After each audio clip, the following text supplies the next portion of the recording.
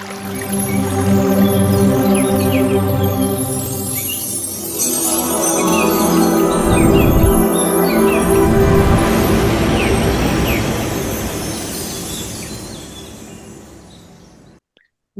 दोस्तों।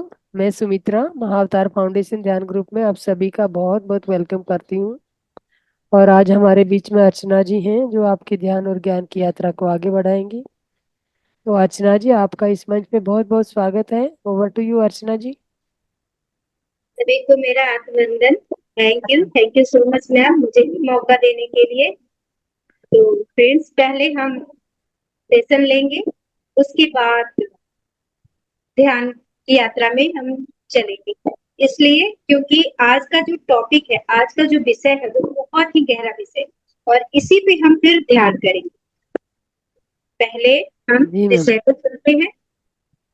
आज का जो टॉपिक है, जो विषय है, वो है मैं कौन हूँ। बहुत ही गहरा विषय है। सभी का जी। ये सवाल होता है कि मैं कौन हूँ, हु एम आई। जी मैम। अच्छा, मैम पहले ध्यान कराएंगे तो बेटर होगा, आई थिंक सो। मैंने अभी बताया कि इससे क्योंकि रिलेटेड। हाँ जी, हाँ जी। एक्चुअल में क्या है कि टॉपिक लंबा भी लेंथी भी चला जाता है, तो 10 के बाद भी चलता है तो कोई बात नहीं। पहले आप हाफ एन आवर का ध्यान करा लीजिए, उसके बाद फिर टॉपिक को जितना भी लेंथी होगा चलेगा। It's okay. अच्छा, वैसे टॉपिक से रिलेटेड था इसलिए मैंने पहले सेशन किया। चलिए कोई नहीं, पहले हाँ, ध्यान अगर आप रखना है। कंफर्टेबल हैं तो ठीक है, अदरवाइज जैसे आप करना चाहें। मैं दोनों में कंफर्टेबल हूँ जी, हम्म, कोई नहीं।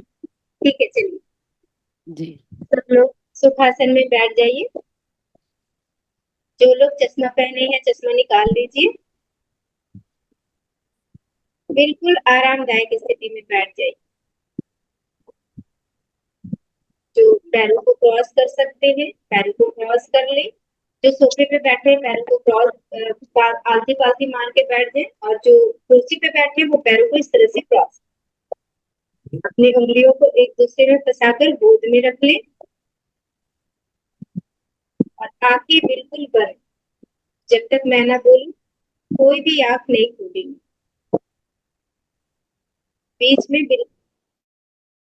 अर्चना जी, अपने आप को अनम्यूट कर लीजिए।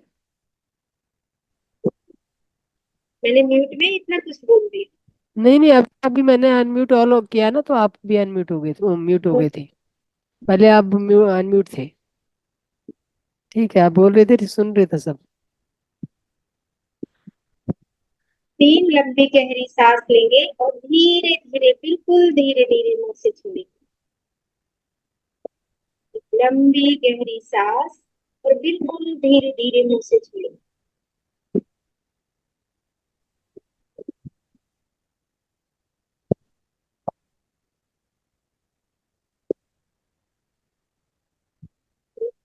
लंबी गहरी सांस और बिल्कुल धीरे धीरे मुंह से छोड़ेंगे।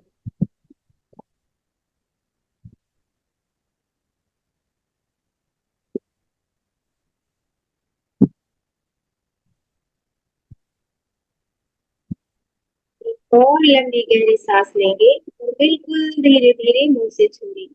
और छोड़ते हुए ये भाव करेंगे, आई एम रिलैक्सिंग। पूरी तरह से रिलैक्स।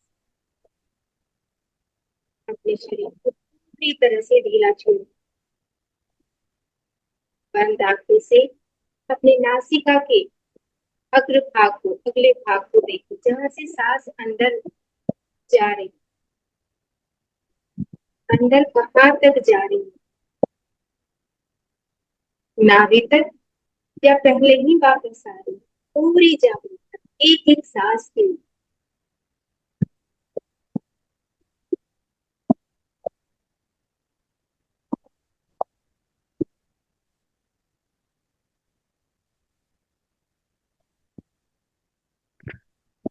कोई सोच विचार नहीं। मन बार बार विचारों के पीछे, काम के पीछे, भविष्य के पीछे भागे, कोई बात नहीं। आप अपने मन को बार बार सांसों के ऊपर लेकर आए। एक एक सांस की पहरेदारी। नाक से सांस अंदर गई, बाहर आई, फिर दूसरी अंदर गई। एक एक सांस को पूरी जागरूकता से देखती जाए।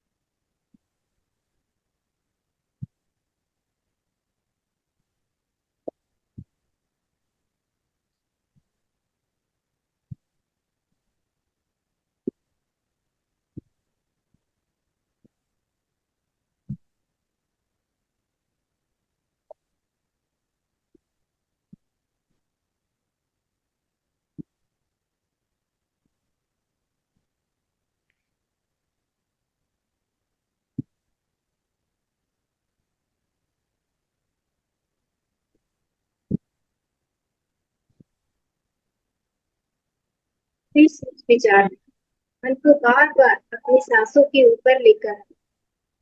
सांस कहाँ तक जा रही है, आगे तक या पहले ही वापस आ रही है।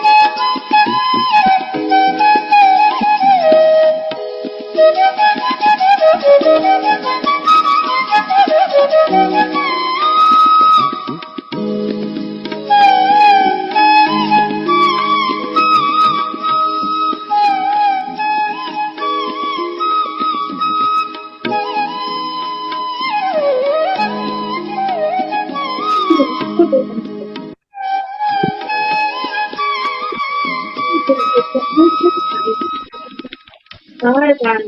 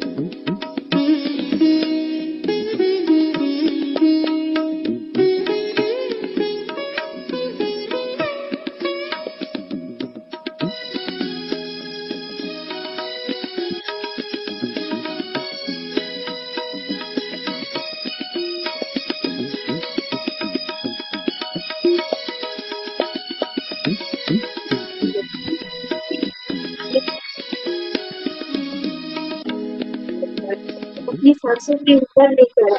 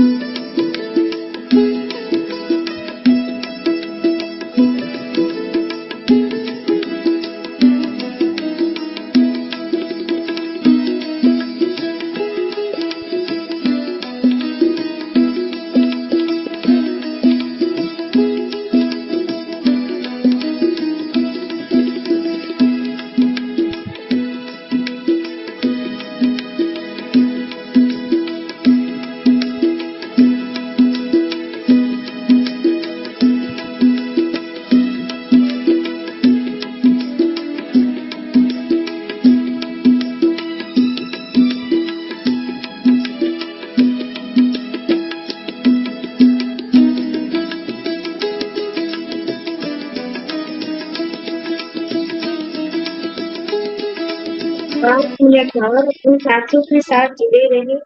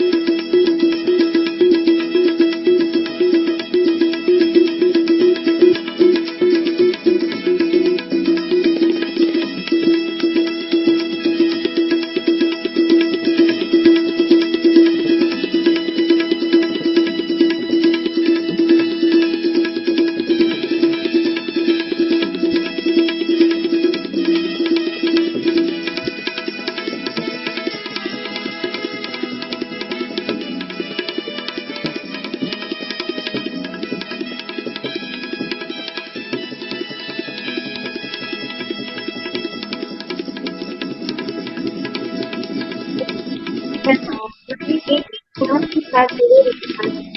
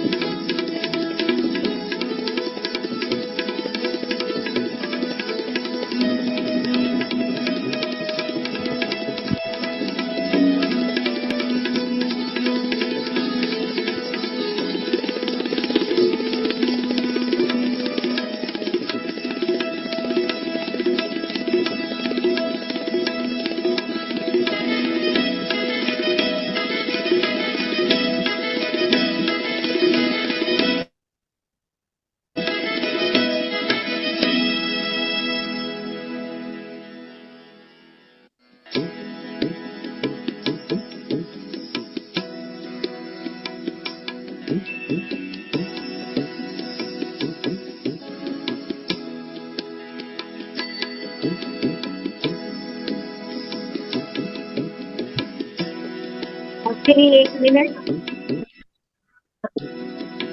अपने एक-एक सांस के साथ जुड़े रहें।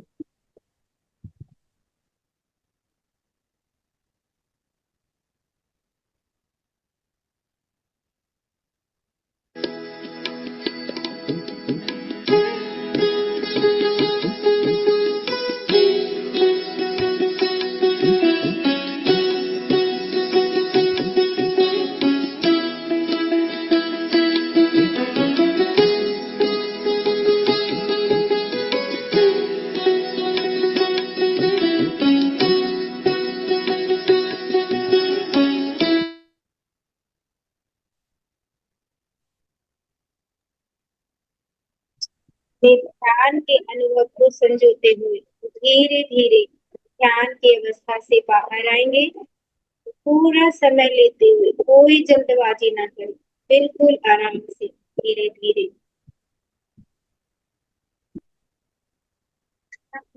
धीरे-धीरे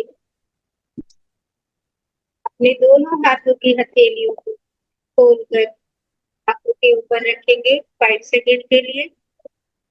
5, 4, 3, 2, 1, 0। हथेलियों के अंदर ही अपनी आंखें खोलकर ध्यान से बाहर आ जाए। अपने हाथों को वहां पर लगाएं जहां आपको दर्द होता है, क्योंकि हमारे हाथों में बहुत ऊर्जा होती है।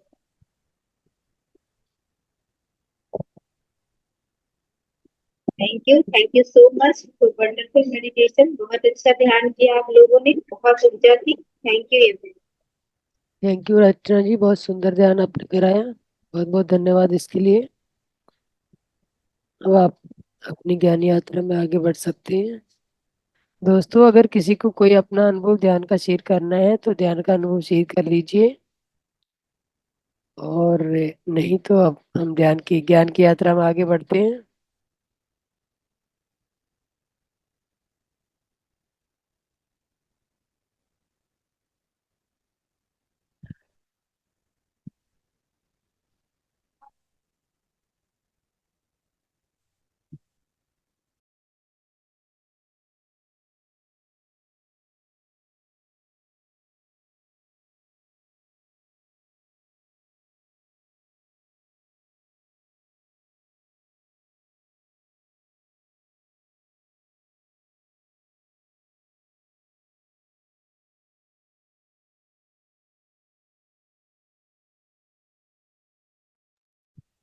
हैंड रेज कीजिए मास्टर, जो भी अपना अनुभव शेयर करना चाहता है वो हैंड रेज करे प्लीज।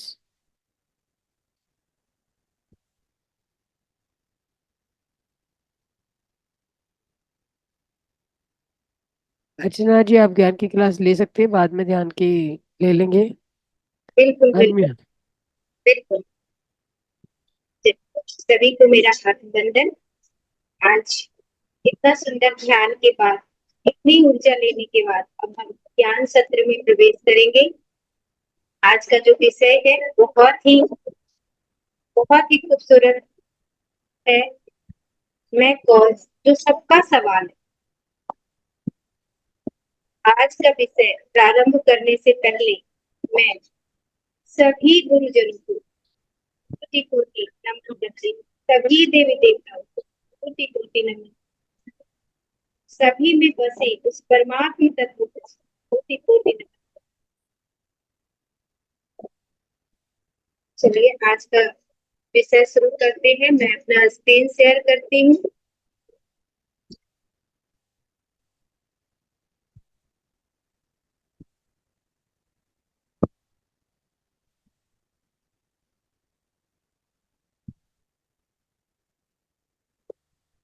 ये दिख रहा है ना सबको पीपीटी? दिख रहा है मैम।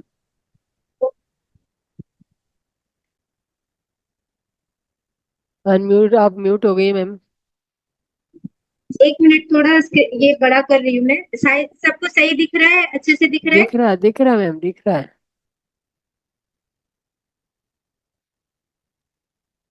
चलिए देखिए, हम सबके अंदर ये सवाल है कि मैं कौन हूँ। हमें लगता है कि ये जो हमारा शरीर हाँ दिख रहा हाँ है, ये 3.5 हाथ का जो 3.5 फुट का जो शरीर दिख रहा है, इसी को मैं मान के बैठे रहते हैं। हम सभी को लगता है यही मैं। कभी इसके ऊपर कभी विचार ही नहीं करते। अपने आप को बस शरीर भाव में ही देखते हैं। इसी के आधार पे रिश्ते नाते खाना पीना सब कुछ शरीर के आधार पे हमारा चलता रहता है। ये सबसे बड़ी अज्ञानता है। अब देखिए, आज हम इस टॉपिक पे एक एक चीज को हम समझेंगे कि कैसे मैं ये शरीर नहीं हूँ। हमारा शरीर कितने तत्वों से बना हुआ है, सूक्ष्म शरीर क्या है, कारण शरीर क्या है, और कैसे मैं इस शरीर से अलग हूँ। एक एक चीज को बहुत अच्छे से आज हम इसको क्लैरिटी से समझेंगे।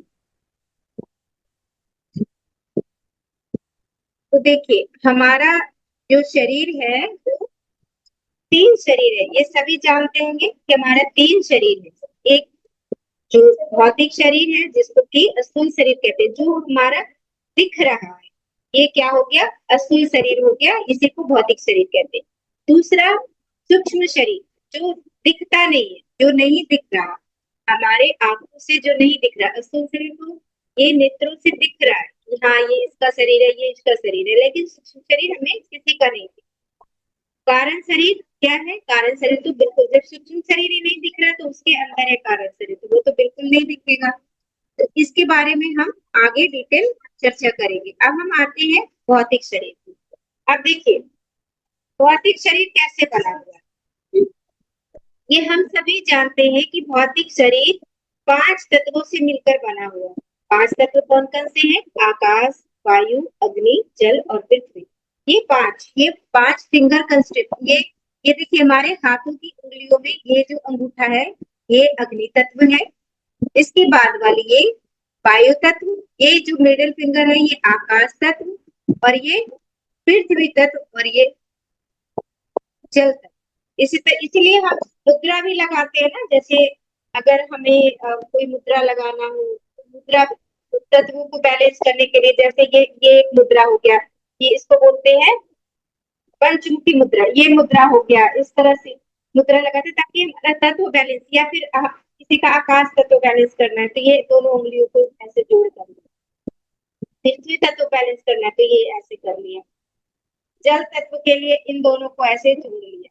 क्यों? क्योंकि हमारे एक साइड 72,000 नाड़ियां है, 36,000 इधर, 36,000, तो ऐसे हम तत्वों को बैलेंस करते हैं। तो ये जानकारी होनी चाहिए कि किस फिंगर में कौन सा तत्व का इंडिकेशन। अब चलिए, ये जो हमारा भौतिक शरीर बना है 5 तत्वों से मिलकर, ये सभी जानते हैं, लेकिन ये 5 तत्व कैसे मिले, इस प्रक्रिया के तहत मिले, ये बहुत कम लोग जानते हैं। तो चलिए इस विषय पे हम चर्चा करते हैं। एक शब्द आता है पंचीकरण। अब जरा समझते हैं कि ये पंचीकरण क्या है। अब देखिए, स्थूल शरीर जो हमारा जो दिख रहा है, जो भौतिक शरीर दिख रहा है, ये भौतिक शरीर पंचीकृत पंचभूतों के 25 तत्वों से बना है। भाई अभी तो 5 तत्व था, अब ये 25 तत्व कैसे हो गया? इसको हम थोड़ा समझते हैं कि जो पंचभूत है, पंचभूतों में से प्रत्येक के दो दो भाग करने से, प्रत्येक के दो दो भाग किए, 5 तत्व था, प्रत्येक का दो दो भाग कर दिए तो टोटल 10 भाग हो गया। उनमें से पहले 5 भाग को एज इट इज जैसे था वैसे रहने दिया, दूसरे 5 भागों में से प्रत्येक के चार चार भाग किए। अब वे चार चार भाग आकाश आदि भूतों के अपने अपने आधे आधे मुख्य भाग में ना मिलाकर अपने से भिन्न चारों भूतों के आधे आधे भाग में मिलाए, इसको कहते हैं पंचीकरण। इसको मैं थोड़ा समझाती हूँ, इसको थोड़ा और आगे मैं समझाती हूँ। अब देखिए, जैसे हम उदाहरण लेते हैं कि आकाश है, आकाश का दो भाग किए, सब कुछ समझ आए। आकाश है, आकाश का दो, अब जैसे आकाश है, ये मान लीजिए ये पूरा हाथ, ये मेरा आकाश, आकाश को ऐसे दो भाग कर दिए, ये दो भाग हो गया, ये आधा आकाश, ये आधा, ठीक है। एक भाग को जैसे था वैसे रहने दिया, अब ये आधा भाग का बचा हुआ है।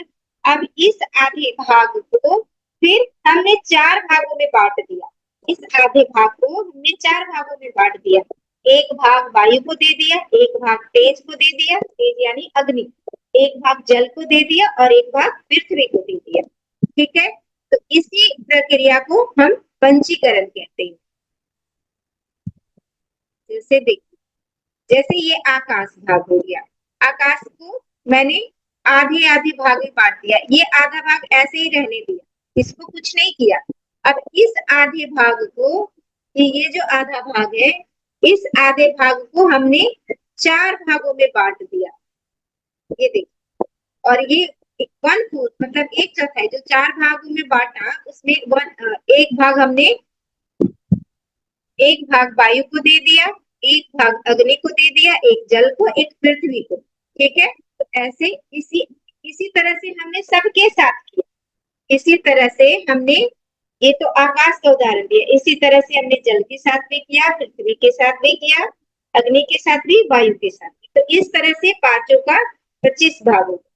तो इस प्रोसेस को बोलते हैं पंचीकरण। जैसे ये होल है, होल को आधा आधा किया, फिर इस आधे को 4 भाग में, इस आधा को एज इट इज रहने दिया, इस आधा को 4 भाग में बांट दिया, एक वायु को दे दिया, एक अग्नि को दे दिया, एक जल को, एक पृथ्वी को, ऐसे। तो इस प्रक्रिया को पंचीकरण कहते हैं। अब इसी पंचीकरण के द्वारा ये हमारा जो स्थूल शरीर जो दिख रहा है, सबका शरीर जो दृश्यमान हो रहा है, जो दिख रहा है, ये पंचीकृत पंच महाभूतों के 25 तत्वों से मिलकर बना हुआ है, ये स्थूल शरीर, ठीक है। अब हम ये समझेंगे कि ये स्थूल शरीर मैं कैसे नहीं, ये जो शरीर को मैं मान के बैठा है, ये मैं कैसे नहीं, इसको हम आगे समझेंगे। देखिए, ये जो स्थूल शरीर है, इसको जानने वाला कौन है? कौन जान रहा है? आप, जैसे ये मैं बैठी तो ये मैं कहूंगी ना, ये मेरा शरीर है, ये मेरा शरीर है। अब यहाँ पर कोई दूसरा व्यक्ति है, वो कहेगा ना वो मेरा शरीर है। सब अपने अपने शरीर को जान रहे हैं, दूसरे के शरीर को भी देख रहे हैं, दृश्यमान हो रहा है। मान लीजिए कि किसी का एक्सीडेंट होता है। जब किसी का एक्सीडेंट होता है तो उसका हाथ या पैर कोई अंग कट जाता है, वही रोड पे रह जाता है। दूसरा व्यक्ति आता है, उसको उठा के हॉस्पिटल लेके जाता है। तो जिसका एक्सीडेंट हुआ था, जिसका हाथ कटा कट के रोड पे ही गिर गया, जल्दीबाजी में उसके शरीर को पहुंचा दिया, कटा हुआ हाथ रोड पे ही रह गया। अब वो कटा हुआ हाथ जानता है कि मैं फलाने व्यक्ति का हूँ? नहीं जानता ना। वो व्यक्ति जानता है कि मेरा हाथ, मेरा शरीर यहाँ आ गया और मेरा कटा हुआ हाथ पड़ा रह गया रोड पे, वो तो आया ही नहीं। वो दूसरे से कहेगा मेरा तो हाथ वही रह गया रोड पे, हाथ तो लाया ही नहीं। वो हाथ नहीं जानता मैं किस व्यक्ति का हूँ, लेकिन वो व्यक्ति जान रहा है कि मेरा हाथ वहां गिरा गिरा हुआ। इसका मतलब ये इसके भीतर जानने वाला कोई और है। शरीर तो जड़ है, जैसे हाथ कट के रह गया वैसे पैर को भी काट दो, वैसे किसी अंग को भी काट दो। इसका मतलब हमारे भीतर कोई जानने वाला और है, जो ये जान रहा है कि मैं हूँ, ये मेरा शरीर है, ये जानने वाला कोई है। आप अब जैसे हमारे एक गुरु जी हैं, वो कहते हैं शरीर को मैं मानना सबसे बड़ा पाप है, सारे पाप पुत्र इसके, सारे पापों का ये पाप है। शरीर को जो मैंने माना कि शरीर मैं हूँ, यहीं से सारे पापों की शुरुआत हो जाती है। कि शरीर में, ये शरीर में हमने अहम बुद्धि बना लिया, मैं बना लिया, शरीर को मैं माना, यही सबसे बड़ा पाप है। क्योंकि इसी से सबकी शुरुआत होती है। ये घर मेरा, ये परिवार मेरा, ये पुत्र मेरे, ये मेरा, तो इसको मैं माना, इसी के कारण सारे कर्म हो रहे हैं। तो सबसे पहला हमें क्या करना है? शरीर में अहम बुद्धि हटाना है, शरीर में मैं बुद्धि हटाना है। तो मैं बुद्धि कहाँ लाना है? आत्मा में। तो शरीर को मैं मानना सबसे बड़ा पाप है, सारे पाप पुत्र इसके, सारे पापों का ये पाप है। सारा घर मकान दुकान का संबंध कहाँ से शुरुआत होता है? शरीर से।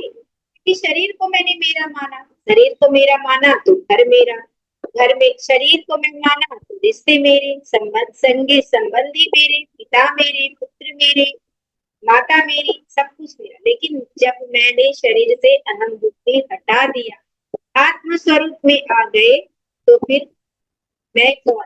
मैं किसी का नहीं, कोई मेरा नहीं।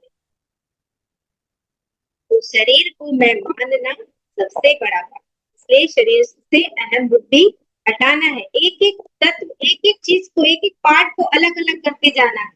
एक एक पार्ट को जब अलग अलग करेंगे तो आपके अंदर खुद ही सवाल उठेगा, खुद ही सवाल खड़ा होगा कि आखिर मैं कौन हूँ? जब मैं ये शरीर भी नहीं, मैं ये सूक्ष्म शरीर भी नहीं, मैं ये ज्ञान इंद्रियां भी नहीं, मैं मन भी नहीं, मैं बुद्धि भी नहीं, तो फिर मैं कौन? ये सवाल आपके भीतर उत्पन्न होगा। तो चलिए आगे चलते हैं, आगे बढ़ते हैं हम। देखिए, जगत गुरु आदि शंकराचार्य जी को मैं कोटि कोटि नमन करती हूँ, जिन्होंने इतना सुंदर हम सभी को ज्ञान दिया। उनके ज्ञान से हम सब अनभिज्ञ हैं। अगर उनके ज्ञान को, जो उन्होंने दिया है, उसको अपने जीवन में उतार लें, तो हमसे हम जान जाएंगे कि जीव कौन है, आत्मा कौन है। जीव ही पर ब्रह्म है। इस तत्व को हम अच्छे से समझ जाए, अच्छे से अनुभूति कर लें, तो हमें, चलिए उनके श्लोक पे चलते हैं। जो उनका श्लोक है, ये विवेक चूड़ामणि ग्रंथ है, उसका मैंने लिया है। एक छाया शरीरे प्रतिबिंब गात्रे, यस्वात्म देहि हृदय कल्पितांगे, यथात्मबुद्धिस्तु काचित् जीवो शरीरे च तथैव भासते। जगत गुरु आदि शंकराचार्य जी कहते हैं, जैसे तुम्हारी इस स्थूल शरीर का छाया बनता है, तो तुम कहते हो कि वो छाया मैं हूँ, कहते हो वो मेरा छाया है, मैं नहीं कहते हो कि मैं हूँ, कहते हो कि मेरा छाया है। और जैसे आप शीशे में तुम प्रतिबिंब देखते हो, तो वो प्रतिबिंब को कहते हो, शीशे में जब प्रतिबिंब तुम्हारा बनता है हो बहू, उसको तुम कहते हो कि मैं हूँ, नहीं कहते। उसको कहते हो कि ये मेरा प्रतिबिंब है, ये मैं नहीं हूँ। जिस तरह स्वप्न में तुम अपने आप को देखते हो, स्वप्न में तुम अपने आप को देखते हो, स्वप्न में मैं यहाँ गया, मैं वहां गया, तो उसमें भी कहते हो अच्छा मैं तो अब अलग था, लेकिन वो स्वप्न में जो मैंने अपने आप को देखा वो अलग था, उसको भी मैं तुम नहीं हूँ। उसी तरह ये जो जीवित शरीर तुम्हें दिख रहा है, ये भी तुम नहीं हो, तुम इससे अलग हो, तुम ये शरीर नहीं हो, इस शरीर से अलग हो। फिर कहते हैं, अगले श्लोक में कहते हैं, अस्ति कशित नित्यहं प्रत्यलम्बनम् अवस्थात्रय साक्षी संपंचकोश विलक्षणम्। अस्ति, अस्ति मतलब है, कशित मतलब कुछ, कुछ है यहाँ स्वयं में, जो स्वयं का प्रत्यलंबन है, स्वयं का जो तीनों अवस्थाओं, स्वप्न अवस्था, जागृत अवस्था और सुषुप्ति अवस्था, जो तीनों अवस्थाओं का साक्षी है, जो पांचों कोषों से विलक्षण है, वही तुम हो। कुछ है यहाँ जो सब कुछ जान रहे। आप गहरी अवस्था में, नींद की गहरी अवस्था में गए, बड़े सुख से सोए, किसने जाना आपके भीतर?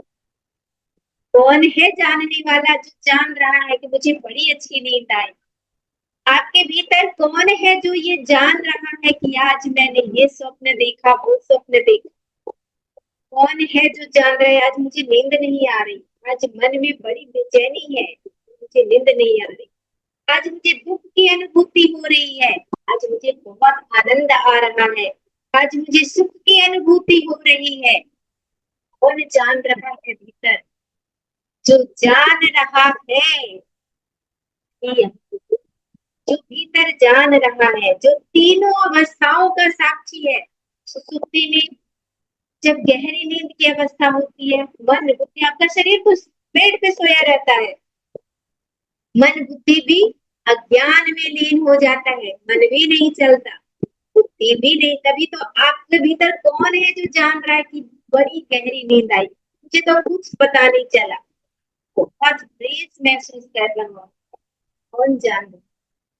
जो जानता है, जो तीनों अवस्थाओं का साक्षी है, जो पांचों कोषों से है, विलक्षण है, या वो वही आत्म स्वरूप, आप वही परमात्म तत्व है, वही ब्रह्म तत्व है के पास।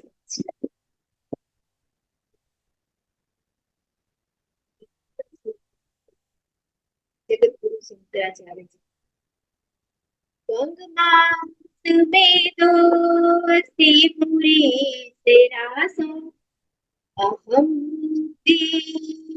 मूड मते करोति विलक्ष विवेकी, विवेकी निर्वेदी विचारशीलो निज स्वरूप परमार्थ भवति। कहते हैं, जगत गुरु आदि शंकराचार्य जी कहते हैं, त्वंग मांस मेदो, ये जो तुम्हारा शरीर है, ये किस चीज से बना हुआ है? इसमें क्या है? त्वचा, मांस, मेद, अस्थि, रक्त, मज्जा, मल, मूत्र, यही तो है। इस शरीर में यही भरा है, और इस शरीर में वह बुद्धि, हम बुद्धि, ये मूर्ख लोग करते हैं। त्वंग मांस मेदो अस्थि पूरी से रासु, अहम बुद्धि, मूढ़ मते करोति। मूर्ख लोग इसमें अहम बुद्धि, मैं बुद्धि की, मैं शरीर हूँ, मैंने ये किया, मैंने वो किया, ये मूर्ख लोग करते हैं। जो विवेकी होते हैं, जो विचारशील होते हैं, वो तो अपने निज स्वरूप में होते हैं। आनंद के सागर में, परमानंद के सागर में, उस परमात्म तत्व में, उस परम ब्रह्म तत्व में वे रहते हैं, उस आनंद रूप में। कि आनंद रूप हो, कि परमात्म तत्व हो, उससे बना देता है। चलिए आगे बढ़ते हैं। अब ये देखिए, ये हमारा सूक्ष्म शरीर है। अब हम सूक्ष्म शरीर पे आते हैं। ये सूक्ष्म शरीर कैसे अलग है स्थूल शरीर से।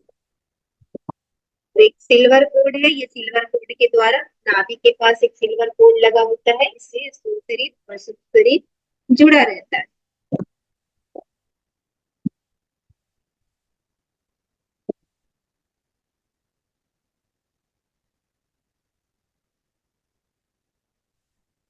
अब देखिए सूक्ष्म शरीर के बारे में थोड़ा समझते हैं हम, कि जब पंच महाभूत जब स्वतंत्र रहते हैं तो उनको हम तन्मात्रा कहते हैं। जैसे हमने हमने पंचभूतों के बारे में जाना ना, पंच महाभूत कौन कौन से हैं।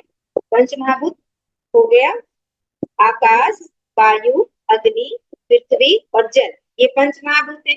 ये जब पंच महाभूत का पंचीकरण होता है तो पंचीकृत पंच महाभूतों के पंचीकृत से ये हमारा स्थूल शरीर बनता है।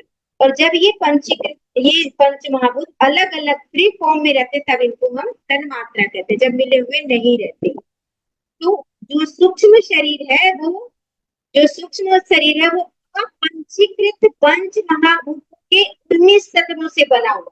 देखिए थोड़ा समझिए, स्थूल शरीर जो है, ये स्थूल शरीर पंचीकृत पंच महाभूतों के 25 तत्वों से बना है। और हमारा जो सूक्ष्म शरीर है वो अपंचीकृत, यहाँ पे फ्री फॉर्म में है, अपंचीकृत पंच महाभूतों के 19 तत्वों से मिलकर बना है। अब इसको लिंग शरीर भी कहते हैं। सूक्ष्म शरीर को लिंग शरीर भी कहते हैं। कोई बता सकते हैं कि सूक्ष्म शरीर को लिंग शरीर क्यों कहते हैं।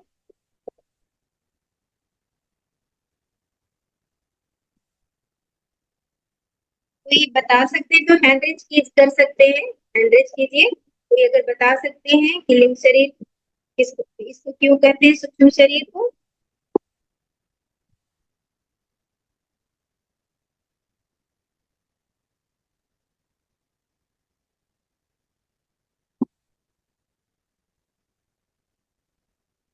चलिए,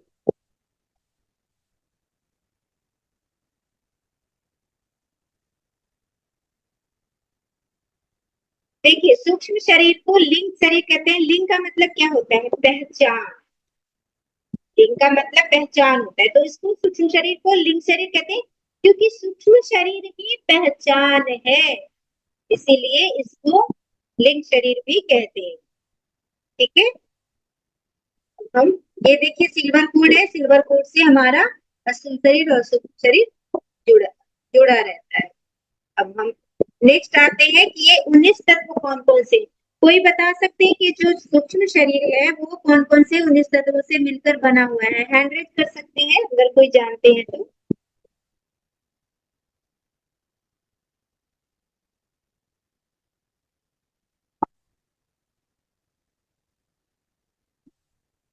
क्या आप टाइप भी कर सकते हैं।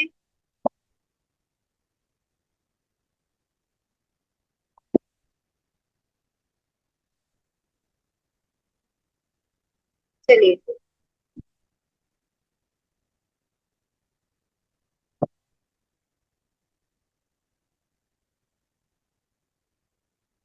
चलिए मैं बताती हूँ कि कौन कौन से 19 तत्व हैं। 19 तत्व में हो गया, पांच हमारी ज्ञानेन्द्रिया, पांच कर्मेंद्रिया, पांच प्राण और चार अंतःकरण, ये है 19 तत्व। पांच ज्ञानेन्द्रिया कौन कौन से, ये तो सभी जानते होंगे। पांच ज्ञानेन्द्रिया हो गया हमारा, ये आंख, नाक, कान, जिह्वा और त्वचा, ये 5 ज्ञान इंद्रियां। कर्म इंद्रियां कौन कौन? कर्म इंद्रियां हो गया हमारे 2 पैर, एक कर्म इंद्री हुई, 2 हाथ दूसरी कर्म इंद्री हुई, और जिह्वा, जिह्वा कर्म इंद्री भी है और ज्ञान इंद्री भी है, और और उपस्थ, ये हमारा हो गया कर्म इंद्रिय। 5 प्राण, प्राण कौन कौन से? अपान, व्यान, समान, उदान, ये 5 प्राण हो गए। प्राण, अपान, प्राण, अपान, व्यान, समान, उदान, ये हो गए 5 प्राण। कोई छेड़ रहा है स्लाइड को बार बार, ये सुधीर कौन है जिसने अपना नाम भी लिखा है? और ये 4 अंतःकरण, मन, बुद्धि और चित्त अहंकार, ये अंतःकरण हो गए। ठीक है, अब हम नेक्स्ट पे आते हैं। देखिए, ये ज्ञान इंद्रियां होंगी, ज्ञान इंद्रिया, और ये इसके विषय हो गए। अब ये कान इंद्रिय है, श्रोत्र मतलब कान, कान क्या सुनता है? शब्द। कोई बच्चा छेड़ रहा है क्या?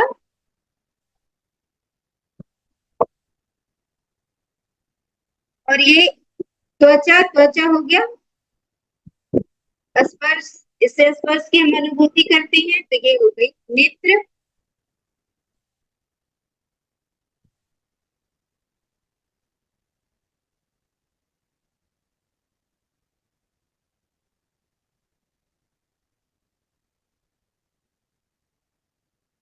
नेत्र रूप को देखता है, जीवा रस लेती है, और घ्राण, घ्राण हो गया नाक, नाक हो गया जो गंध लेता है।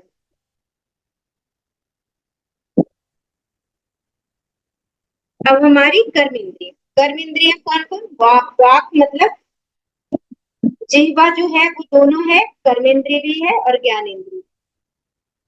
हस्त मतलब हाथ, जिससे हम कार्य करते हैं लेने देने का। पैर से गमन का, उपस्थ और गुदा, ये हमारी कर्मेंद्रियां हो गई। अब देखिए, अब हम आते हैं प्राण पे। जो प्राण है हमारा, देखिए प्राण है वो, प्राण का स्थान है हृदय, और हम 21,600 श्वास लेते हैं और छोड़ते हैं, श्वासोश्वास की क्रिया करते हैं 21,600। अपान, अपान का स्थान है गुदा, मतलब नाभि के नीचे अपान का स्थान है। अपान वायु का कार्य है मलमूत्र विसर्जन करना। समान वायु नाभि में स्थिर होता है, नाभि स्थान है इसका। और समान वायु क्या करता है? खाए पिए अन्न जल को संपूर्ण शरीर में भेजता है। उदान कंठ में रहता है, जो हिचकी और स्वप्न जिससे हम देखते हैं, तो ये उदान वायु का कार्य है। अगर किसी को हिचकी आए तो समझ जाइए उदान वायु में गड़बड़ी हुई है। व्यान वायु, जहां पे भी संधि है, ये सारे, जहां पे भी जोड़ है, घुटने हो गए, ये हो गया, जहां पे भी जोड़ है, मोड़ने का कार्य जहां पे भी होता है वहां पे व्यान वायु है। कहीं पे भी हड्डियों में दर्द है, समझ जाइए कि व्यान वायु में गड़बड़ी हुई है, इसी के कारण हमारा व्यान वायु ठीक नहीं है, तभी हमारे शरीर में जोड़ में दर्द हुआ है। अगर किसी को कब्ज हो रहा है तो समझ जाइए कि कब्ज है, तो इसका मतलब अपान वायु में गड़बड़ी हुई है, तभी कब्ज हो रहा है। तो हमें क्या करना है? अपने वायु को, प्राण वायु को सुधारना। प्राण वायु ठीक होगा तो सारे रोग ठीक हो जाएंगे। इसीलिए कहते हैं कि ध्यान करो, ज्यादा ध्यान करोगे तो ज्यादा प्राण ऊर्जा आएगा, प्राण शक्ति ज्यादा आएगा, प्राण शक्ति आएगा तो हमारा पूरा शरीर निरोग हो जाएगा, क्योंकि ये पूरे वायु बैलेंस हो जाएंगे। अब हम आते हैं अंतःकरण पे। देखिए अंतःकरण का मतलब क्या है? अंत मतलब भीतर, अंदर, और करण, करण मतलब उपकरण, साधन, जिससे हम कार्य, साधन। तो जो भीतर रहकर बाहर के व्यवहार का साधन हो उसको कहते हैं अंतःकरण। अंतःकरण में क्या क्या आता है? मन, बुद्धि, चित्त, अहंकार। कहीं कहीं पे मन और बुद्धि को, मन और चित्त को एक साथ ले लेता है, बुद्धि अहंकार को एक साथ, कहीं कहीं अंतःकरण वही देखने को मिलता है। तो इस प्रकार से सूक्ष्म शरीर कहीं कहीं आपको लगेगा कि दिखेगा कि 17 तत्वों से मिलकर बना है, कहीं कहीं 19 तत्व, दोनों सही है। अब हम जानते कि मन, अब देखिए शरीर में मन कहाँ रहता है? कोई बता सकता है कि शरीर में मन कहाँ है? क्या मन का स्थान पैर में है, क्या हाथ में है, क्या कहाँ है मन का स्थान? शरीर में मन कहाँ है? मन किसको कहते हैं? जहाँ संकल्प और विकल्प चलते हैं उसको मन कहते हैं। मन क्या है? जहाँ संकल्प और विकल्प, ये अच्छा है, ये अच्छा नहीं है, ये खराब है, तो ये संकल्प और विकल्प जो चल रहा है इसको मन कहते हैं। अब हम आते हैं बुद्धि पे। बुद्धि किसको कहते हैं? कि जो ऐसी धारणा अथवा ज्ञान जिसमें कोई संचय या भ्रम ना हो, ये निश्चय हो कि ये सही है। जिस व्यक्ति में ये निश्चय हो जाए, जिसपे एकदम मोहर लग जाए कि नहीं यही सही है, जिसपे पहले मन दूर से किसी को देख रहे थे, अच्छा लग तो रहा है कि ये वही है, ये मनोरमा है, दिख तो रहा है, लग तो रहा है कि ये मनोरमा है, संकल्प तो अच्छा नहीं, वो तो नहीं हो सकती। लेकिन जब सामने से देखा तो बिल्कुल निश्चय, अरे नहीं ये तो यही है, बिल्कुल वही है, ये तो दूसरी हो ही नहीं सकती, बिल्कुल निश्चय निश्चय हो गया ये वही है, यानी बुद्धि के द्वारा हमने निर्णय ले लिया ये वही व्यक्ति है, तो ये हो गया हमारा बुद्धि। अब नेक्स्ट आते हैं हम अहंकार पे। अहंकार हो गया कि बुद्धि जब किसी निर्णय को धारण करती है और ये निर्णय मैंने लिया, तो इस वृत्ति को अहंकार कहते हैं, यही अहंकार है। अब चित्त क्या है? चित्त है कि जहाँ पे सारी स्मृतियां और संस्कार विद्यमान रहते हैं उसको हम चित्त कहते हैं। ये कह लीजिए कि एक तरह से स्टोरेज हाउस है चित्त। अब हम फिर से थोड़ा आते हैं कि चेतन तत्व। अब यहाँ से विषय थोड़ा गहरा और होगा, थोड़े गहरे विषय पे हम जा रहे हैं। अब जाते हैं, जानेंगे चेतन क्या है। तो देखिए, पहले हम समझेंगे जड़ और चेतन में भेद। जड़ क्या है? जड़ उसको कहते हैं जो स्वयं को ना जाने और जो दूसरों को भी ना जाने, जिसको जानने के लिए किसी और की आवश्यकता हो, उसको हम जड़ कहते हैं। अब जैसे ये मोबाइल है, ये मोबाइल दिख रहा है, ये मोबाइल जानता है कि मैं मोबाइल हूँ? नहीं जानता ना। इसको मैं जानती थी, मेरे फोन है, मोबाइल है, ये खुद को नहीं जानता, इसको जानने वाला कोई और है। तो ये हो गया जड़। चेतन, इसमें चेतन मुख्य समझने का बात है कि चेतन उसको कहते हैं जो स्वयं को जाने और जो दूसरों को भी जाने और जिसको जानने के लिए किसी अन्य की आवश्यकता ना हो, है चेतन। अब जैसे मैं स्वयं को जानती हूँ, मैं हूँ यहाँ, तो मेरे को अपने होने के लिए किसी दूसरे से पूछना पड़ेगा कि मैं हूँ या नहीं। मैं तो स्वयं जानती हूँ तो मैं हूँ यहाँ। तो जब मैं हूँ तो मैं किसी से दूसरे से तो नहीं पूछूंगी ना कि मैं यहाँ बैठी हूँ, सेशन ले रही हूँ, मैं हूँ या ना हूँ, किसी दूसरे से तो नहीं पूछूंगी। तो यानी मैं चेतन हूँ क्योंकि मुझे स्वयं को जानने के लिए किसी दूसरे की आवश्यकता लेनी नहीं पड़ रही, तो मैं चेतन हूँ। जो उसको जानने के लिए किसी अन्य की आवश्यकता ना हो, वो है चेतन। अब देखिए यहाँ से थोड़ा आएंगे।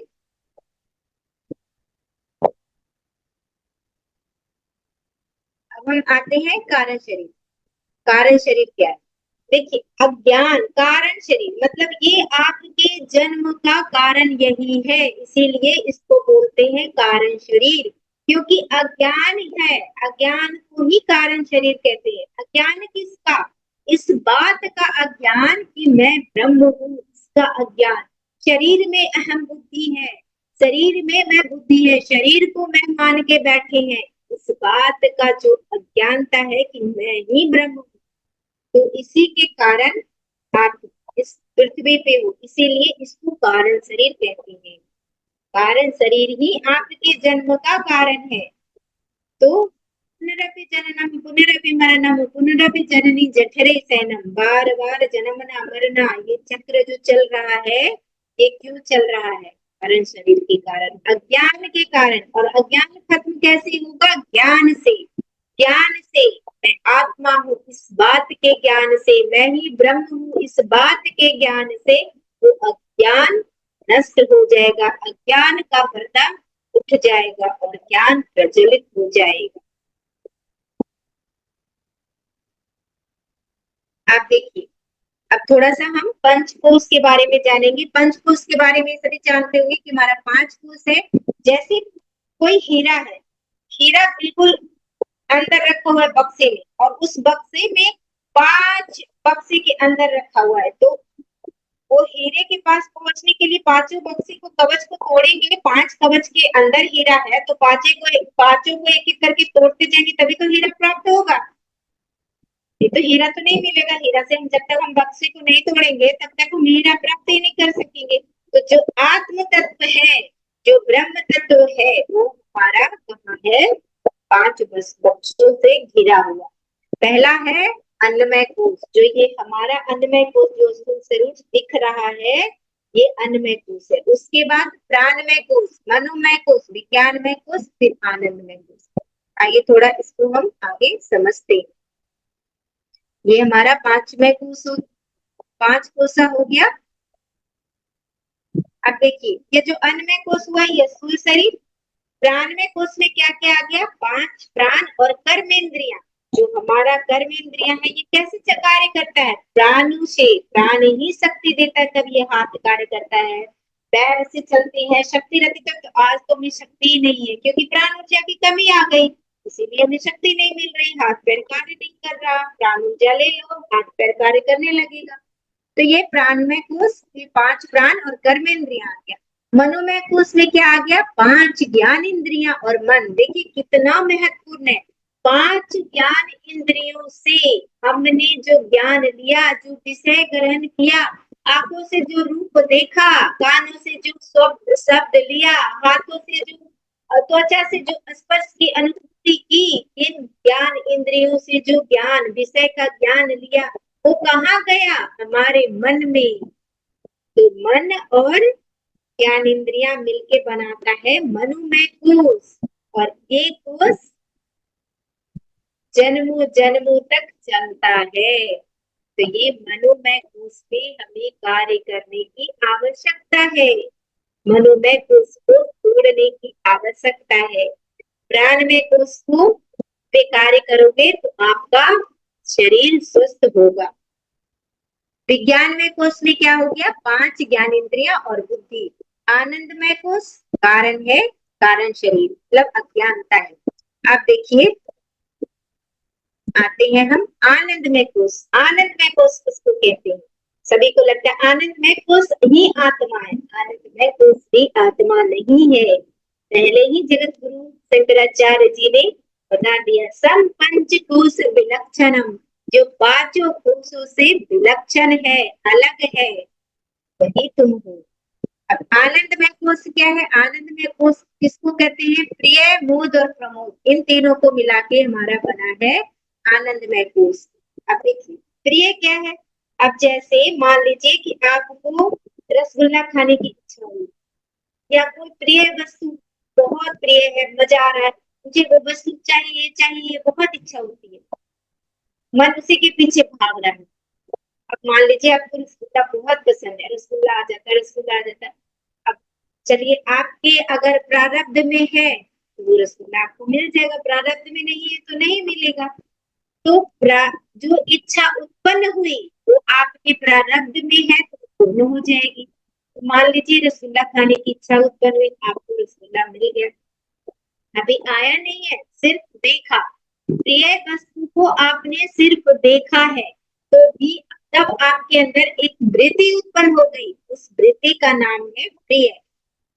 अब वो रसगुल्ला आपके हाथ में आ गया, अभी आपने खाया नहीं है, हाथ में आया है, हाथ में आया तब एक वृत्ति जो उत्पन्न हुई उसको कहते हैं बोध। आनंद उत्पन्न हुआ ना, अरे वाह मेरी प्रिय चीज हाथ में आ गई, अब मैं इसको खाऊं, तो ये हो गया मोह।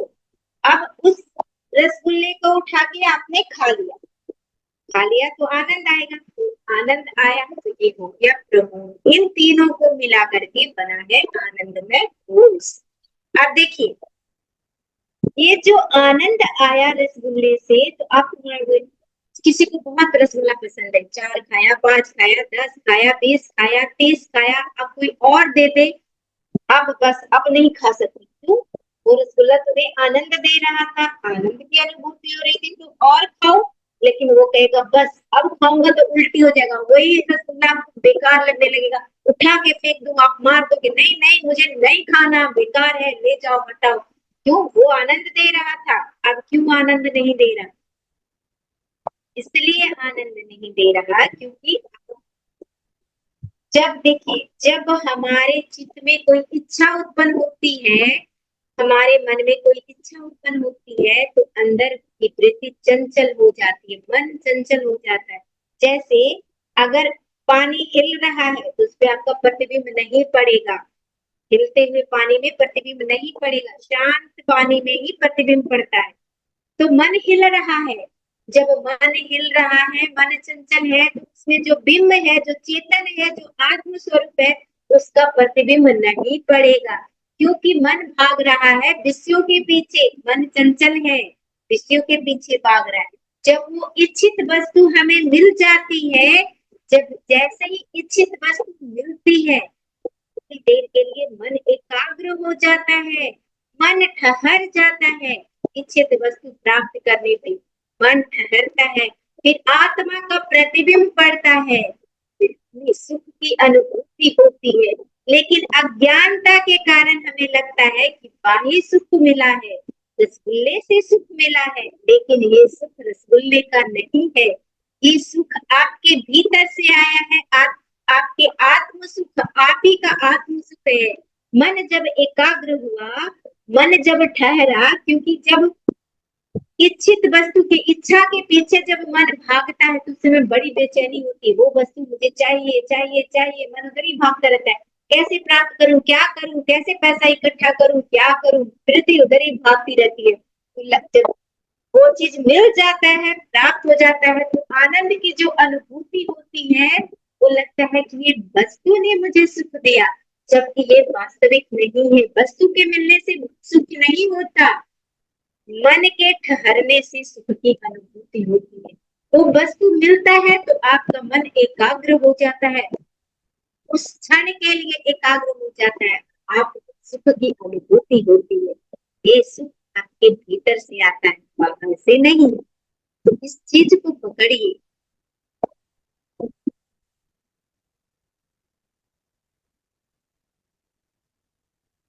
अब देखिए, हमने अपने आप में शरीर को मैं मान करके क्या करते हैं, अहम शरीर में अहम बुद्धि रखे हुए हैं।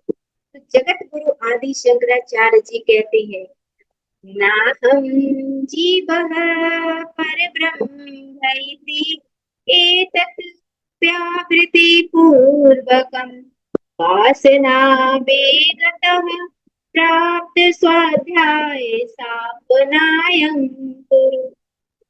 जगत गुरु आदि शंकराचार्य जी कहते हैं, ना हम जीवा, मैं जीव नहीं हूँ तो क्या हूँ, पर ब्रह्म, मैं पर ब्रह्म हूँ, मैं आत्म स्वरूप हूँ।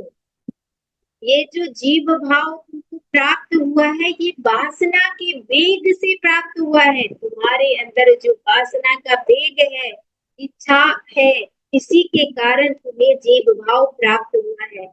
इस अध्यास को, इस ब्रह्म को तुम तोड़ो कि तुम जीव हो, इस अध्यास को तोड़ दो, तो क्या हो? इस ब्रह्म को तोड़ दो, तुम ही पर ब्रह्म हो, तुम ही ब्रह्म हो, बोध कर लो, हम ब्रह्मास्मि, मैं ही ब्रह्म हूँ। इस बात को तुम अनुभूति कर लो। कैसे? ध्यान के माध्यम से, चिंतन के माध्यम से, अपने ब्रह्म को तोड़ने के अभ्यास करने के माध्यम से, कि मैं जीव नहीं हूँ, मैं ये शरीर नहीं हूँ, ये शरीर मेरा नहीं, ये शरीर प्रकृति का है, प्रकृति के पंच तत्वों से बना हुआ है। मैं इस शरीर में रहने वाला, इस शरीर से भिन्न साक्षी चेतन आत्मा हूँ। मैं अलग, ये शरीर अलग है, मैं इस शरीर से भिन्न, इस शरीर में रहने वाला साक्षी चेतन। अहम ब्रह्मास्मि सदाशिव, हम ब्रह्मास्मि सदाशिव, हम ब्रह्म।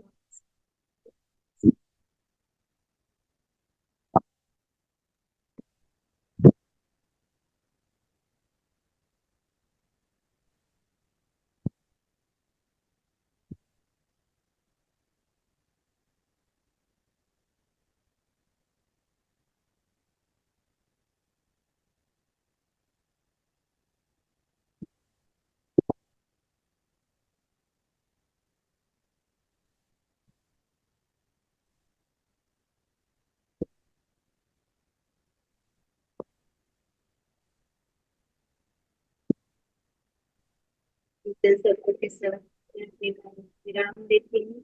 थैंक यू सो मच, आपने इतने प्रेम और धैर्य से मुझे सुना। ये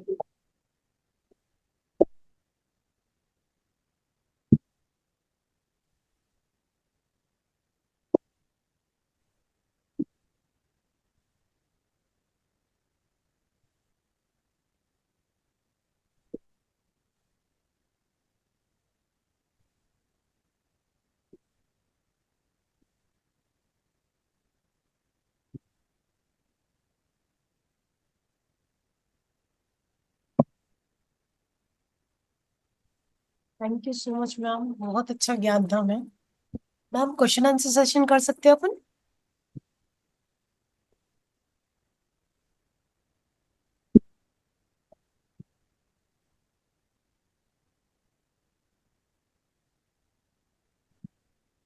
मैम क्वेश्चन आंसर सेशन कर सकते हैं? हाँ हाँ बिल्कुल कर सकते हैं। किसी का भी कोई प्रश्न है तो मैम से पूछ सकते हैं। मैम मेरे को ही पूछना था, आपने बताया कि अपन दो पार्ट में डिवाइड किया। एक हो गया एक जो पार्ट को अपन छोड़ दिए, दूसरा पार्ट का 4 पार्ट में डिवाइड हो गया, एक एक पार्ट एक एक होके। तो जो जो डिवाइड नहीं हुआ वो सूक्ष्म शरीर है। नहीं नहीं नहीं नहीं, देखिए वो पंचीकरण हमने बताया कि जो हमारा स्थूल शरीर है ना, एक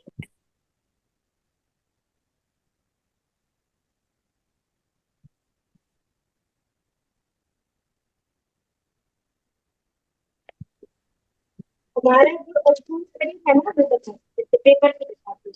जैसे देखिए ये पेपर का, ये पंचीकृत पंच महाभूतों के मिलने से हमारा स्थूल शरीर, ये पंचीकरण है। ये पंचीकरण प्रोसेस है जिससे ये हमारा स्थूल शरीर जो दिख रहा है ये बन, ये मान लो ये पेपर का टुकड़ा है, हम्म। ये दिख रहा है। ये मान लिया मैंने आकाश तत्व, ये तो पता होगा ना 5 तत्वों से मिलके हमारा भौतिक शरीर बना, ये तो बेसिक है। ये 5 तत्व के पंचीकरण से बना है। पंचीकरण क्या है? ये प्रोसेस है। ये मान लो आकाश तत्व है, तो ये आकाश तत्व क्या करेगा, अपने इसको 2 भाग में डिवाइड कर दिया, आधा। ठीक है, ये आधा हो गया, ये आधा आधा 2 भाग में। आकाश तत्व आधा जैसे है ये ऐसे ही रह गया। ठीक है, अब ये आकाश तत्व आधा बचा हुआ है। अब ये आधा, ये क्या करेगा, 4 भाग में बांटेगा अपने आप को। ये 4 भाग हो गया, एक आकाश तत्व ही अपने आप को ऐसे 4 भाग में बांट लिया। ठीक है, अब ये क्या करेगा, 4 भाग, एक 5 तत्व था, एक आकाश को हमने लिया, बाकी बचा हुआ कौन है, वायु, अग्नि, पृथ्वी और जल। अब ये एक क्या करेगा, वायु को दे देगा, एक पृथ्वी को दे देगा, एक अग्नि को, एक जल को।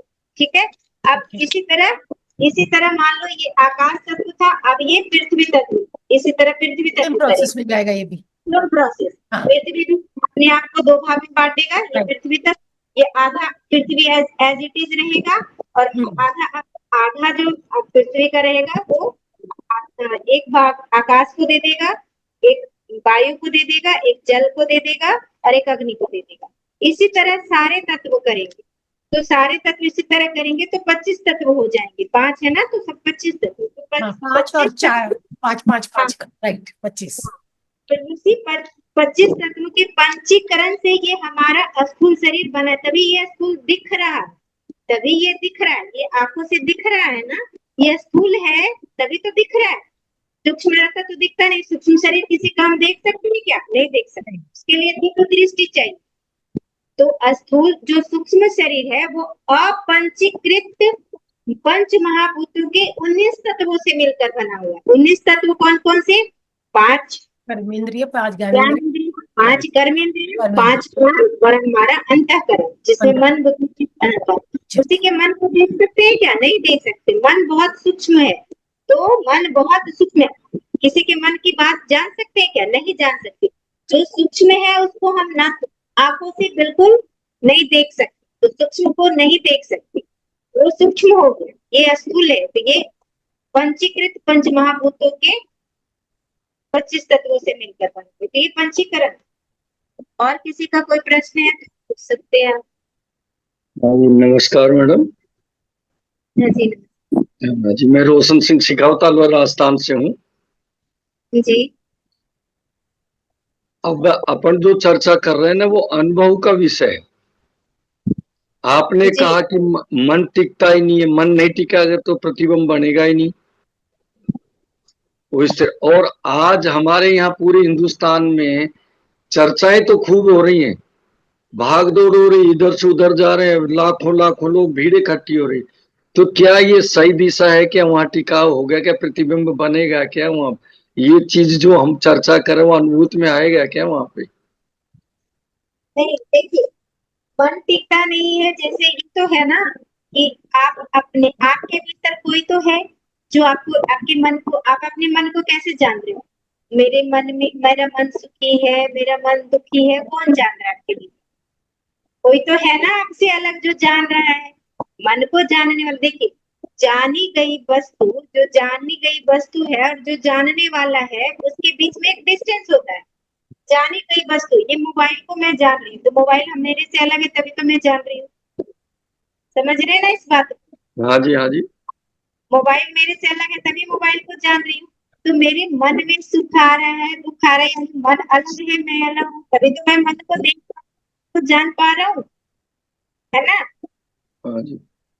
तो जो आपने बोला कि मन ठहरता नहीं, मन रुकता नहीं, तो मेरा कहने का मतलब था कि जो सुख की अनुभूति होती है, जो आनंद की अनुभूति होती है, अरे मेरे को इतना सुंदर घर मिल गया, अरे मुझे इतनी सुंदर गाड़ी मिल गई, बड़ा आनंद आया, तो हमें क्या लगता है कि हमें इन विषयों से सुख की अनुभूति होती है। गाड़ी, मनपसंद गाड़ी मिल गई, इससे मन खुश हो रहा है, मनपसंद वस्तु मिल गई, इच्छित भोजन मिल गया, मनपसंद भोजन मिल गया, इससे हमें सुख की अनुभूति होती है।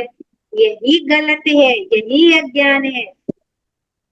वहां पे जो बाहर का विषय है वो सुख नहीं मिला, आत्मा का ही सुख प्रकट हुआ। आपको अज्ञानता बस महसूस हुआ कि बाहर के विषयों से सुख मिला। जब हमारे मन में जो इच्छा उत्पन्न हुई और वो इच्छित वस्तु मुझे मिल गई, तो उतनी देर के लिए, उतनी क्षण के लिए मन एकाग्र हो गया, तो हमें सुख की अनुभूति हुई, आनंद की अनुभूति हुई, खुशी हुई, और हमने अज्ञानतावश सोचा कि हमें वस्तु प्राप्त करने से सुख हो। तो ये चीज है कि, तो इस चीज को पकड़िए कि मन जितना एकाग्र होगा, मन जितना सांसों के साथ जुड़ेगा, मन जितना विचार शून्य स्थिति में पहुंचेगा, उतना ही भीतर से आनंद, वो अब असली आनंद होगा, वो अपने आत्मा का आनंद होगा, वो परमात्मा का आनंद होगा। इस चीज को हाँ तो पकड़ना है और ज्यादा से ज्यादा ध्यान करना है। मन को भगाना नहीं है, मन को शांत करना है, मन को बार बार इस चीज की अनुभूति दिलानी है, बार बार इस चीज को बताना है कि ये मैं शरीर नहीं हूँ, ये शरीर मेरा नहीं है, ये शरीर पंचभूतों का है, प्रकृति का है, प्रकृति के द्वारा अन्न से बना हुआ अन्नमय गुण से, मैं इस शरीर में रहने वाला, इस शरीर से भिन्न साक्षी चेतन आत्मा। ये बार बार मन को याद दिलाना होगा। ये शरीर तो एक दिन चला जाएगा, लेकिन आप फिर भी रहोगे, आप पहले भी थे, आप आगे भी रहोगे। तो इस चीज को बार बार मन को याद दिलाना है, ये शरीर नहीं, बार बार चिंतन करना है। मन जब भी विषयों के पीछे भागे, किसी चीज के पीछे भागे, बार बार याद दिलाएंगे ये शरीर तो जाने वाला है, ये शरीर तो जड़ है, उस आत्मा के बगैर ये शरीर तो जड़ है, कुछ है ही नहीं। ये शरीर मिट्टी है, मन भी जड़ है, क्योंकि चेतन वस्तु वो होती है जो स्वयं को जाने और जिसको जानने के लिए किसी की आवश्यकता ना हो। मन को मैं देख रहा हूँ, मन को मैं जान रहा हूँ, मैं जान रहा हूँ। मन भी जड़ है, बुद्धि भी जड़ है, मन और बुद्धि मेरे ही प्रकाश से प्रकाशित हो। इस बात को जितना अभ्यास करेंगे, जितना ध्यान करेंगे, नहीं अपने आप को जान।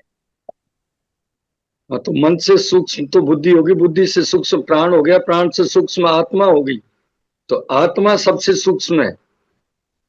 सबसे सूक्ष्म है और आत्मा के नजदीक सबसे नजदीक बुद्धि है। आत्मा के नजदीक बुद्धि है, इसलिए बुद्धि निर्णय करती। अभी और ये आपने बुद्धि सूक्ष्म होगी, जितना बुद्धि सूक्ष्म होती, आत्मा को कैसे जानेंगे? बुद्धि आत्मा के नजदीक है, तो बुद्धि ही तो पकड़ेगी कि मैं सबसे अलग हूँ, सब जड़ है। बुद्धि भी जड़ है, लेकिन आत्मा का प्रतिबिंब पड़ता है जब मन शांत होता है, तभी आनंद की अनुभूति होती है। तो बुद्धि को सूक्ष्म करना है। बुद्धि सूक्ष्म कैसे होगी? जितना गहरा आप स्वाध्याय करेंगे, विषयों को पढ़ेंगे, अपने मन को बार बार बार बार चिंतन में डालेंगे, मनन करेंगे, निधिध्यासन करेंगे, तो धीरे धीरे धीरे धीरे मन सूक्ष्म, बुद्धि सूक्ष्म होती चली जाएगी। बुद्धि सूक्ष्म होगी तो आत्म तत्व को पकड़ पाएगी कि मैं शरीर नहीं हूँ, शरीर से अलग, शरीर अलग है, मैं अलग हूँ। इस चीज की अनुभूति कर, अनुभव कर पाएंगे, फिर आप बोलेंगे कि नहीं, मैं ये शरीर नहीं हूँ, शरीर अलग है, मैं अलग, मेरा कभी जन्म नहीं, मेरी कभी मृत्यु नहीं, मैं तो आत्म स्वरूप। नहीं, आत्मावस्था आ गई तब तो मौन धारण करना पड़ेगा, मौन हो जाएगा, आगे कुछ बचा ही नहीं। फिर तो मौन आएगा वहां पे। तो ये व्याख्या चर्चा तो बुद्धि की चल रही है ना। जब आपने अनुभव, आपने प्राण का स्थान हृदय बताया, तो हृदय लोग ये जो पंप करता है, ब्लड अपना फिल्टर होता है, इसी को मानते हैं हार्ट। ये अलग ही स्थान है हृदय। हृदय स्थान वही वही, प्राण वही, श्वास की क्रिया चलती है ना, 21,600 बार श्वास लेते हैं 24 घंटे में। ये जो श्वास, उसका स्थान, प्राण का स्थान हृदय है। ठीक है,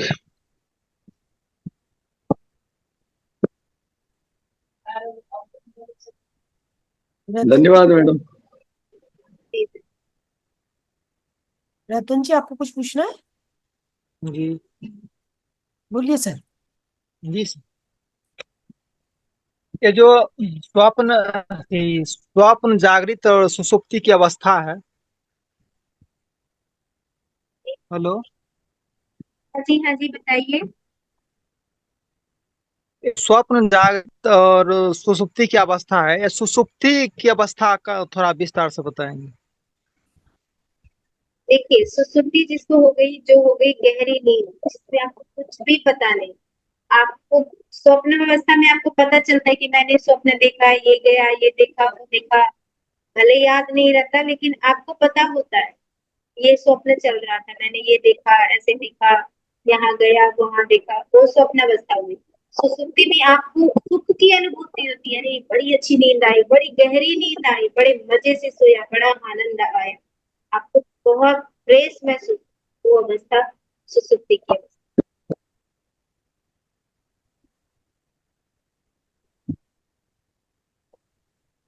और जागृत जो अभी चल रहा है, मन बुद्धि सब जागृत है।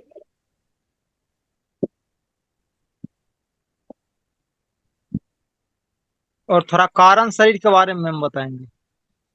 कारण शरीर कारण ही है, इस पृथ्वी पे होने का कारण शरीर अज्ञानता है, अज्ञान है।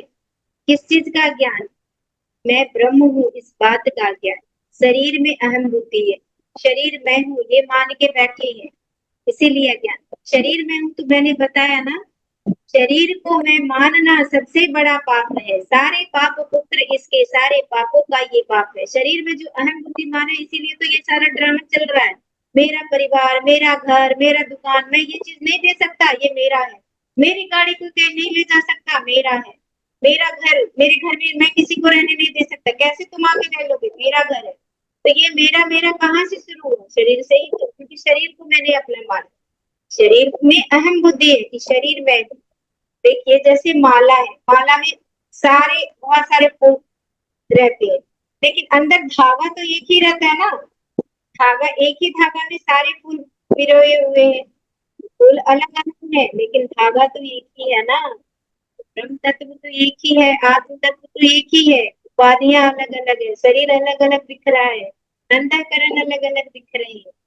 शरीर में अहम बुद्धि मान के बैठे हैं, लेकिन अंदर तो तत्व एक ही है, ब्रह्म के अतिरिक्त तो कुछ है ही नहीं। परमात्मा के अतिरिक्त तो कुछ है ही नहीं, परमात्मा ही है।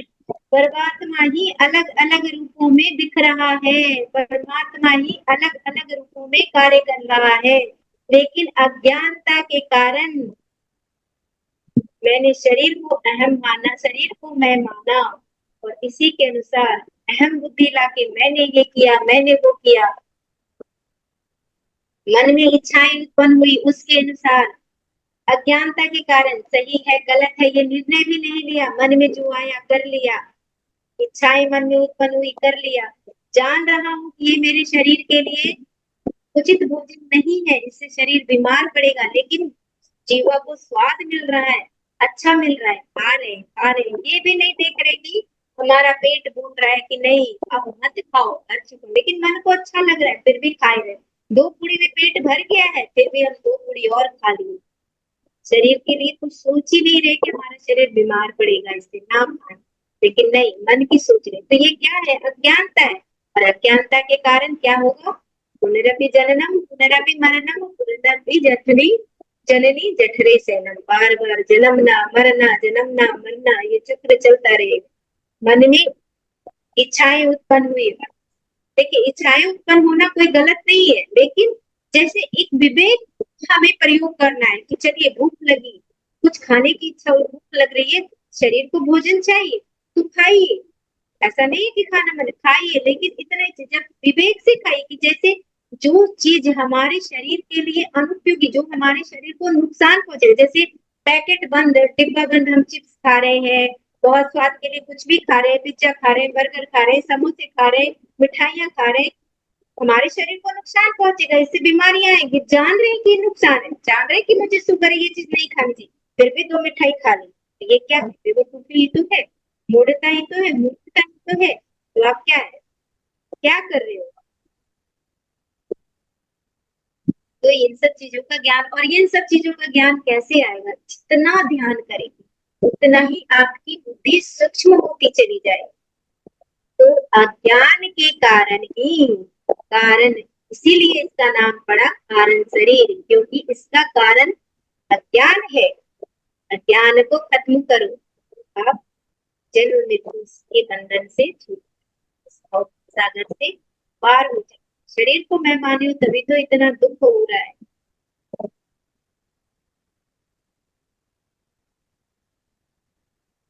Thank you. इसलिए किसी का कोई किताब प्रश्न? पढ़िए। हाँ जी, नहीं मैम, मैं पूछ रही थी किसी का कोई प्रश्न है और तो। मैम कुछ अच्छी बुक सजेस्ट कीजिए इसी से रिलेटेड। हाँ हाँ, इससे बुक अच्छी बुक बहुत सारी है, आप पढ़ सकते हो, जैसे विचार चंद्रोदय हो गया, अ,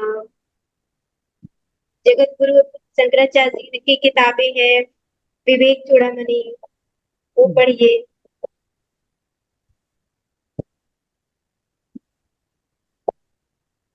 विवेक चूड़ामणि।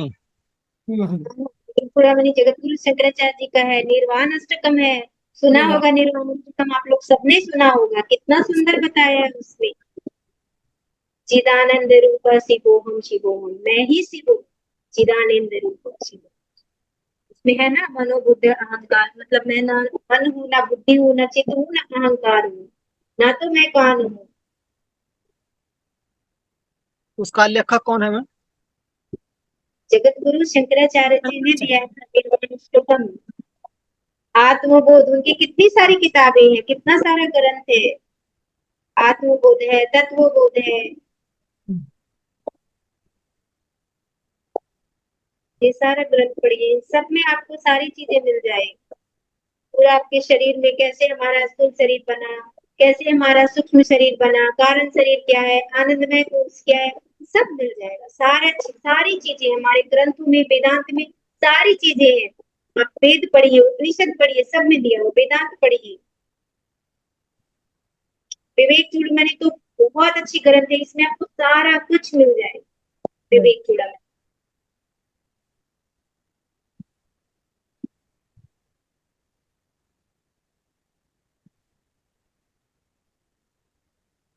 और कोई किसी का प्रश्न? कभी अगर समय मिला तो विवेक चूड़ामणि पूरा ग्रंथ मैं ही पढ़ा दूंगी। वाह, मैम ऐसा ही कीजिएगा।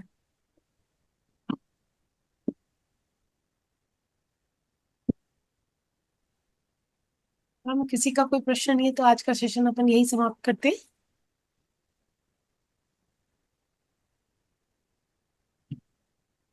Thank you so much ma'am, बहुत ही अच्छा ज्ञान था।